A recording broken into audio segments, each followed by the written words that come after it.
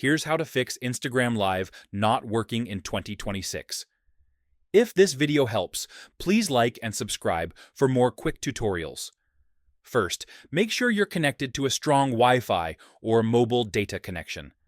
Instagram Live requires a stable internet connection. Close the Instagram app completely. Then reopen it and try going live again. Open the App Store or Google Play Store. Search for Instagram and make sure the app is updated to the latest version. Go to your phone's settings. Open Instagram settings and make sure camera and microphone access are enabled. Open Instagram settings.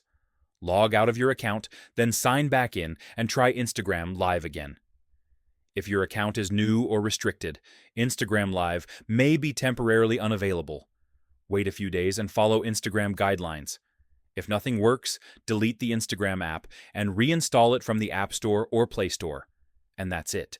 These steps should fix Instagram Live not working. Subscribe for more Instagram and phone tips.